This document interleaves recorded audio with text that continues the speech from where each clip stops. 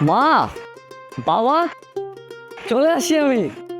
মা, আর তুমি mobile tips? ওই যে আমার ছেলে চলে আসছে। রাজু, রাজু তুমি আইছো? হ্যাঁ আমি আসছি। মায়া, তুমি কেমন আছো? বাবা, মা, তোমরা কেমন আছো? এ মেয়ে, তুই আমাদের চার দেয়ালের ভিতরে ঢুকলে কিভাবে? ফকিন্নির বাচ্চা, এখান থেকে চলে যা।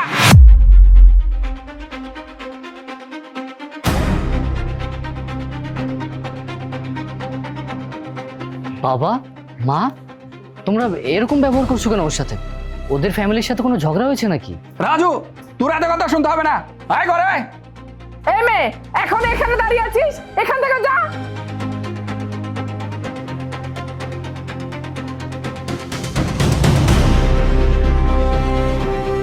মা, বাবা, কি হয়েছে? আমি তো কিছুই বুঝতে পারতেছি না। ওদের ফ্যামিলির সাথে কি হয়েছে আমাদের? তোর এত কিছু জানতে হবে না। আয় ঘরে আয়। এই মেয়ে, তুমি এখনো দাঁড়িয়ে আছো? যাও, গেটের বাইরে যাও। যা। বাবা, আমি তো কিছুই বুঝতে পারলাম না। তোর কিছু বুঝতে হবে না, বস এখানে। আসছস, রেস্ট কর, খাওয়া দাওয়া কর, ওকে? পরে কথা হবে। ঠিকভাবে আসতে পেরেছিস তো বাবা? শোন বাবা, সবকিছু ধীরে সুস্থিতে জানতে পারবি। আচ্ছা, এসব কথা বাদ দিয়ে ছেলেটাকে উপরে নিয়ে যাও, ভালো মন্দ রান্না করো, খাওয়া দাওয়া করো। আচ্ছা বাবা, যা উপরে যা, ফ্রেশ হ, খাওয়া দাওয়া কর, তারপর না হয় রাতে সবাই মিলে গল্প করব। আয় বাবা, উপরে আয়। আচ্ছা মা, আমি একটা জিনিস কিছুতেই বুঝতে পারলাম না। আমি প্রবাসে গিয়েছি 3 বছর। 3 বছরে তো আমি 5 লক্ষ টাকা পাঠিয়েছি তোমাদেরকে, কিন্তু এত সুন্দর বাড়ি, ডুপ্লেক্স বাড়ি, মানে এইভাবে ডেকোরেশন, এগুলো কিভাবে করলো? বাবা তো কোনো ব্যবসা বাণিজ্য করে না, তাহলে এত টাকা কই থেকে আসলো? শোন বাবা, এগুলো তুই পরে জানতে পারবি। আগে ফ্রেশ হয়ে নে, খাওয়া দাওয়া কর, তারপরে জানতে পারবি সব। এখন আয় তো, রুমে আয়। আচ্ছা মা, কালকে এসে রেস্ট করতে করতে তো অনেক রাত হয়ে গেছে। কারোর সাথে কোনো যোগাযোগ করতে পারি নাই। বন্ধু বান্ধব, পাড়া প্রতিবেশী, কারোর সাথে দেখা করি না। তো আমি ভাবছি কি যে খাওয়া দাওয়া করে বাইরে বের হবো, সবার সাথে দেখা করব, একটু বন্ধু বান্ধবের সাথে আড্ডা দিব। তা ঠিক আছে, আড্ডা দিতে যাবি। তবে হ্যাঁ বাবা, তোকে একটা কথা বলি। আমরা তোর জন্য একটা মেয়ে পছন্দ করেছি। মেয়েটা হলো তোর বাবার বন্ধুর মেয়ে। মেয়েটা দেখতে যেমন সুন্দরী তেমন পয়সাওয়ালা। মেয়েটা অপেক্ষা করছে তোর জন্য। যা, একটু নিয়ে আয়। মা, কি বলছো তুমি এসব বিয়ে শাদীর কথা? কই, আমাকে তো কোনো কিছু জানালে না। আর আমার কি এখনো বিয়ের বয়স হয়েছে নাকি? মাত্র 3 বছর প্রবাসে ছিলাম। মা দেখো, এখন আমি বিয়ে শাদী করবো না, প্লিজ। শোন বাবা, আমি তো মা, আমি তো বুঝি তোর বিয়ের বয়স হয়েছে কি হয়নি। শোন বাবা, মেয়েটাকে নিয়ে আয়, দেখ পছন্দ হয় কিনা। দেখো মা, মেয়েটা বাবার বন্ধুর মেয়ে, ওই হিসাবে আমি হয়তো বাসায় এনে দিতে পারি, কিন্তু আমি এখন কোনো বিয়ে শাদী করতে পারবো না। আমি সাফ সাফ জানিয়ে দিলাম, আমি গেলাম, সময় হয়ে গেছে আমার। খাবো না, পরে এসে খাবো। পাগল ছেলে, খাবার খেয়ে যা। আরে রাজু, বন্ধু। আরে রাকিব, কেমন আছিস? আমি তো ভালো আছি, কবে আসলি? এই তো আমি কালকে রাতে আসি, তোদের কারোর সাথে যোগাযোগ করতে পারি নাই। আরে বন্ধু, প্রবাস থেকে আইছো, তোর বাবা অন কোটি কোটি টাকার মালিক, তোরা অন কোটিপতি হয়ে গেছস। তোরা গ্রাম করে খোঁজ খবর নিবি? কি বলছিস রাকিব এসব তুই? আমার বাবা কোটিপতি মানে? আমি তো আসলে কিছুই জানি না। আমি প্রবাসে ছিলাম, আমি আর কয় টাকা বেতন পাই বল? মাসে 30 থেকে 40 হাজার টাকা বেতন পাই, এই দিয়ে আমি চলি। কিন্তু দেশে এসে দেখি বাবা গাড়ি, ডুপ্লেক্স বাড়ি কিভাবে করছে। আমি বাবাকে জিজ্ঞেস করছিলাম, কিন্তু বাবা আমাকে কিছু বলে নাই। আর বাসা থেকে বের হয়েছে এখন ওই বাবার এক বন্ধুর মেয়ে, ওনাকে আমার জন্য বাজারে ওয়েট করতেছে, তাই ওকে নিতে আসছি।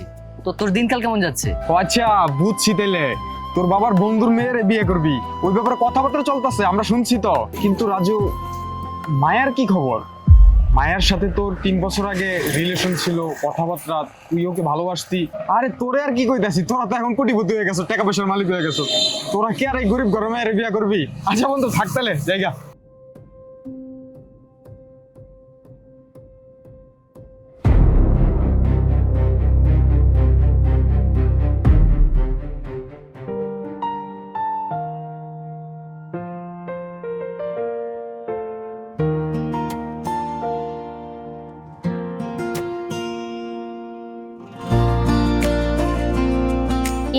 তুমি রাজু? হ্যাঁ, আমি রাজু। আমি পায়েল।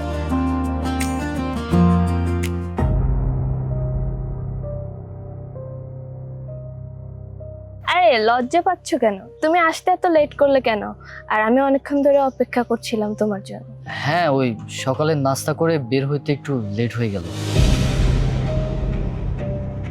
আরে পায়েল, তুই এখানে? কলেজে যাবি না? আরে না, আজকে আমি আর কলেজে যাব না।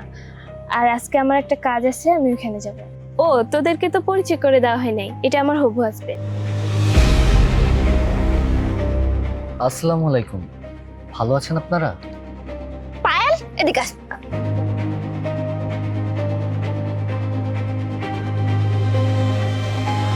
পায়েল, তোর রুচি এত খারাপ? তুই এই ছেলেকে বিয়ে করবি? এটা একটা ছেলে হলো? ছি পায়েল, কেমন দেখা যায় গ্রামের একটা ক্ষেত, আর তুই দেখতো কি স্মার্ট। হ্যাঁ রে লিমা, তুই ঠিকই বলছিস। আর ওর বাবা মাও কি এই ছেলের সাথে ওর বিয়ে ঠিক করছে? ছি ছি ছি, আমার ভাবতেও ঘৃণা লাগছে। তোর রুচি যে এত খারাপ আমি আগে জানতাম না। চল তো। আচ্ছা তোরা যা, আমি তোদের সঙ্গে পরে কথা বলবো।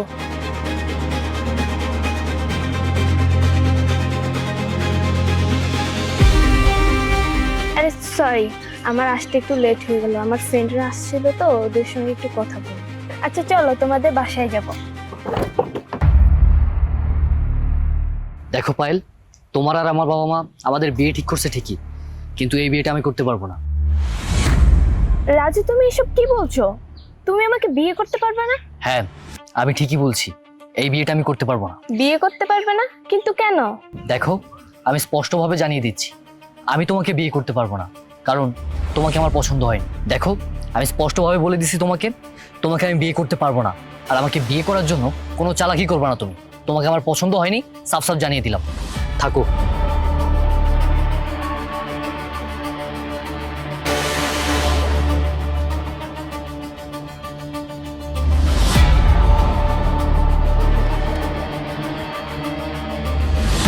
মা, ও বাবা, তুমিও আছো এখানে? মা, মেয়েটার সাথে আমি দেখা করেছি, কিন্তু বাসায় নিয়ে আসিনি, কারণ মেয়েটাকে আমার পছন্দ হয়নি। আরে বাবা, কি বলছিস এসব? এটা তোর বাবার বন্ধুর মেয়ে, তুই নিয়ে আসতি, তোর পছন্দ হয়নি, তুই এটা কেন বলছিস? হ্যাঁ মা, মেয়েটাকে আমার পছন্দ হয়নি, আমি সেটাই বলেছি। আর ওই মেয়েকে আমি বিয়ে করতে পারবো না। রাজু, তুই কার সামনে দাঁড়িয়ে কথা বলছিস? যেখানে তোর মা বাবা বেঁচে আছে সেখানে তোর পছন্দ অপছন্দের কি আসে যায়? ওখানেই তোকে বিয়ে করতে হবে। বাবা, এসব কি বলছো তুমি? তাহলে কি আমার পছন্দের কোনো দাম নেই? রাজু, চুপ থাক। তোর সাহস কথা বল, তোর বাবার মুখে মুখে তর্ক করছিস। তোমার ছেলেকে বোঝাও, আমার বন্ধুর মেয়েকেই বিয়ে করতে হবে, এটা আমার শেষ কথা। মা, এসব কি হচ্ছে আমার সাথে? হ্যাঁ, তোর বাবা যা বলেছে একদম ঠিক বলেছে। তোর বাবার বন্ধুর মেয়েকে তোকে বিয়ে করতে হবে। মা প্লিজ, আমাকে একটু একা থাকতে দাও। তোমরা যাও তো, যা করার করো, আমার এসব ভালো লাগছে না। শোন, চিন্তা করে কোনো লাভ নেই। তোর বাবার বন্ধুর মেয়েকে তোকে বিয়ে করতে হবে। আর আগামী সপ্তাহে তোর বিয়ে। বিয়ের জন্য প্রস্তুতি নে।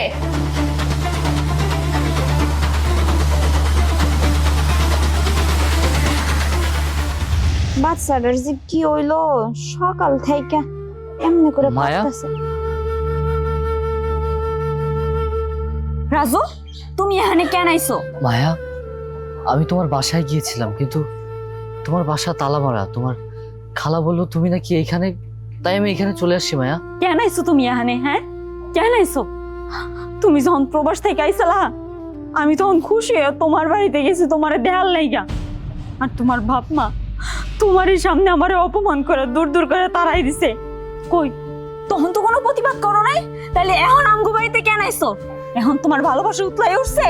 মায়া, আমার কথাটা শোনো, আসো, তুমি আমার সাথে আসো। ছাড়ো তুমি আমারে, আমি তোমার কোনো কথাই শুনতে চাই না। মায়া, আসো তো, আমার কথাটা শোনো, এদিকে আসো, আমি ছাড়তে তোমাকে বলছি। সবকিছু বলতেছি, আসো। ছাড়তে কইছি। আরে আসো তো। কি সমস্যা? হ্যাঁ, সমস্যা কি? মায়া, তুমি ভুলে যেও না, তোমার সাথে আমার একটা সম্পর্ক আছে। আমি বিদেশে গিয়েছি বলে এই না যে তোমার আমার সম্পর্ক শেষ হয়ে গেছে। আমার কথা তোমাকে শুনতেই হবে। সম্পর্ক? কিসের সম্পর্ক? আর তোমার সাথে যদি আমার সম্পর্কই থাকতো, তাহলে তোমার সামনে যে তোমার বাবা মা আমাকে অপমান করে দূর দূর করে তাড়িয়ে দিয়েছে, তখন তুমি চুপ থাকতে পারতে না? মায়া, আমি তখন কোনো কিছুই বুঝতে পারিনি, আমি কি বলবো তখন, কিন্তু এখন আমি সবকিছু জেনে গেছি। মায়া, কি বললে তুমি? তুমি সবকিছু জানো? আমি মনে করি তুমি কোনো কিছুই জানো না। কারণ তুমি ওই দূর প্রবাসে চলে যাওয়ার পরে বাড়িতে কি কি ঘটেছে তা কোনো কিছু তোমাকে জানানো হয়নি, আর তুমি জানোও না। তাহলে শোনো, তুমি ওই দূর প্রবাসে চলে যাওয়ার পরে তোমার বাবা আমার বাবার সব সয় সম্পত্তি আত্মসাৎ করে নিজের নামে করে নিয়েছে। শুধু আমার বাবা নয়, ক্ষমতার দাপট দেখে এরকম হাজারো মানুষের সয় সম্পত্তি সবকিছু তোমার বাবা নিজের নামে করে নিয়েছে। এখন তো সম্পত্তির পাহাড় করে ফেলছে। তাছাড়া রাজু, তুমি তো জানতে যে তোমার বাবা আমাদের বাসায় কাজ করতো, সেইখান থেকে আঙুল ফুলে কিভাবে কলা গাছ হয়ে গেল? মায়া, আমি অনেক ভেবেছি যে আমার বাবা কিভাবে রাতারাতি এত টাকার মালিক হয়ে গেল, কিন্তু আমি এটা জানতাম না যে আমার বাবা তোমার বাবার সম্পত্তি এভাবে আত্মসাৎ করে রাতারাতি বড়লোক হয়ে গেছে। মায়া, আমি এতদিন বিদেশে ছিলাম, কোনো কিছু জানতাম না, কিন্তু এখন যেহেতু দেশে আসছি, সব কিছু জানছি, এখন এটার একটা ব্যবস্থা করেই ছাড়বো। আর মায়া, আমাদের ভালোবাসা তুমি কি অস্বীকার করতে পারবে বলো?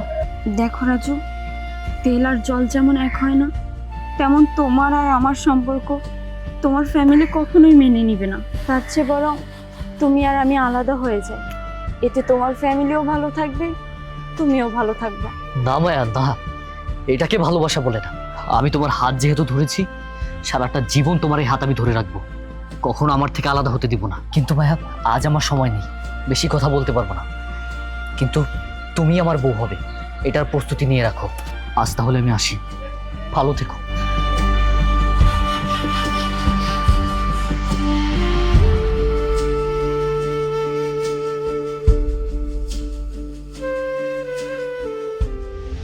মা, মা কোথায়? ও, তুমি এখানে? তোমার সাথে আমার কথা আছে। আরে বাবা, তুই কোথায় গিয়েছিলি? তোকে তো খুঁজে পাওয়া যাচ্ছে না। কি বলবি বল বাবা। মা, বাবা আজকে মানুষের অর্থ সম্পত্তি লুটে কোটি কোটি টাকার মালিক হয়েছে, আর তোমরাও চাচ্ছ আমাকে কোটিপতি ঘরের মেয়ের সাথে বিয়ে দিতে। কিন্তু মা, ওই কোটিপতির মেয়েকে আমি বিয়ে করবো না। বিয়ে যদি করতেই হয়, 3 বছর আগে যেই মেয়েটার সাথে আমার সম্পর্ক ছিল, যেই মেয়েটার বাবার সম্পত্তি আমার বাবা লুটে নিয়ে আজকে এত কোটি টাকার মালিক হয়েছে, যেই মেয়েটাকে তোমরা আমাদের উঠান থেকে দূর দূর করে তাড়িয়ে দিয়েছো, বিয়ে যদি করতে হয় আমি সেই মায়াকেই বিয়ে করবো, আর এটাই আমার শেষ সিদ্ধান্ত। রাজু, তুই ভুলে যাস না তুই জাহাঙ্গীর চৌধুরীর ছেলে।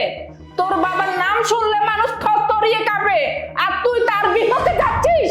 হ্যাঁ মা, যাচ্ছে আমি বাবার বিপক্ষে, আর বাবাকে পারলে কিছু করতে বলো, আর এটাই আমার শেষ সিদ্ধান্ত।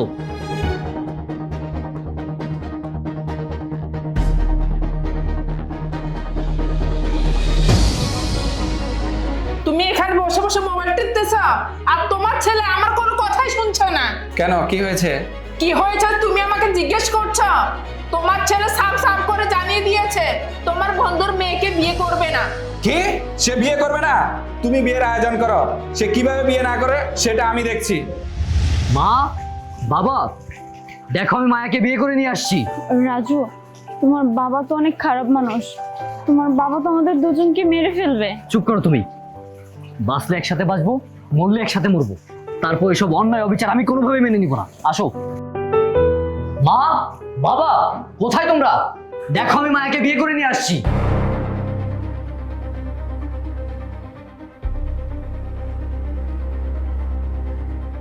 মায়া, ইনি আমার মা, সালাম করো। আর মা, তোমার ছেলের বউ, বরণ করে নাও। রাজু, তুই সেলিমের মাইয়ার বিয়ে কইরা আইনা বলতাছস আমি তাকে মাইনা নিতে? কখনো না। মা, তোমাকে মেনে নিতেই হবে, কারণ তোমাদের অনেক অন্যায় অনেক অবিচার আমি সহ্য করেছি, কিন্তু আর না। রাজুর বাবা কই তুমি?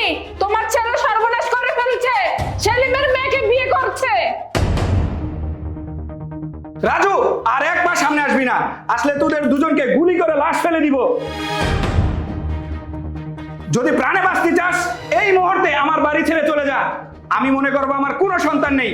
ঠিক আছে বাবা, তুমি যদি আমাকে সন্তান হিসেবে পরিচয় না দাও, তাহলে আমিও তোমাকে বাবা হিসেবে পরিচয় দেব, কারণ তুমি মানুষের টাকা মেরে খাও, মানুষের সম্পত্তি আত্মসাৎ করে টাকার পাহাড় বানিয়েছো। মনে রেখো বাবা, এই দুনিয়ায় তোমার বিচার কেউ না করতে পারলেও উপরওয়ালা ঠিকই তোমার বিচার করবে। আমি তোমার এই হারামের বাড়িতে আর একটা মুহূর্ত থাকতে চাই না। আসো ভাই, আর হ্যাঁ, তুমি অপেক্ষা করো আল্লাহর বিচারের জন্য। রাজু, রাজু যাস না বাবা। রাজুর বাবা, তুমি আমার ছেলে ওদেরকে যেতে দিও না রাজুর বাবা। চুপ থাকো তুমি, ওদেরকে যেতে দাও। আসো। তুমি আমাকে কোথায় নিয়ে আসছো? আরে এইটাই রাকিবের বাসা, বললো তো ওই সামনের রুমটা নাকি রাকিবের বাসা। আসো তো, দাঁড়াও। রাকিব, রাকিব বাসায় আছিস? আরে বন্ধু, তুই আমার বাসায়? হ্যাঁ রে রাকিব, আমি। আর দেখ, আমি বিয়ে করে ফেলছি। আরে বেটা, কি কইতাছস? তুই শেষ পর্যন্ত বিয়া করে লাইছস? তাও আবার মায়া রে। আমার কাছে ভালো লাগতাছে, কিন্তু রাজু আমি তো এটা বুঝলাম না, তোরা বিয়ের পোশাক পরিয়া আমার ঘরের সামনে আয় পড়ছস। হ্যাঁ রে, তোর এখানে। আর আমি যে মায়াকে বিয়ে করেছি এটা আমার বাবা মেনে নেয়নি, আমাদেরকে বাড়ি থেকে বের করে দিয়েছে। আর আমিও চাই না ওই বাড়িতে থাকতে, তাই তোর এখানে আসছি। আমাকে একটু আজকের রাতটা তোর বাসায় কাটাতে দিবি? আমি কালকেই নতুন একটা বাসা দেখে ওইখানে উঠে যাব। আরে কি কইতাছস? তুই আমার বাসায় থাকবি? আয় ভিতরে আয়। ভাবি আইন নাকি ভিতরে আইন? রাজু, এটা আমার বোনের ঘর, তোরা এই জায়গায় থাকতে পারস। যতদিন মন চায় থাকলি, এর ভিতরে একটা নতুন বাসা দেখে উঠে গেলি। রাকিব, আজকে আমি একটা জিনিস বুঝতে পারলাম খুব ভালো করে। বন্ধু বান্ধব আসলেই খুব দামি জিনিস। বিপদে আপদে সবসময় বন্ধু বান্ধবী সবার আগে আসে। আরে বেটা, তোর পাম দেওয়া লাগে। আচ্ছা তো তোরা ফ্রেশ হো, আমি খাবারের ব্যবস্থা করতেছি, খাবার নিয়ে যেতেছি। থাক ভাবি, থাকেন। মায়া, তুমি কোনো টেনশন করো না। দেখো, আমি যে কোনো একটা চাকরির ব্যবস্থা করে আমাদের সংসার চালাই নিব, কিন্তু ওই পাষাণ্ড বাবার ওই বাড়িতে আমি আর কখনো যাব না। দেখো, ওই স্বৈরাচার পাষাণ্ড বাবার বিচার একদিন আল্লাহ তাআলা ঠিকই করবে, আর আমি সেই অপেক্ষাতেই আছি।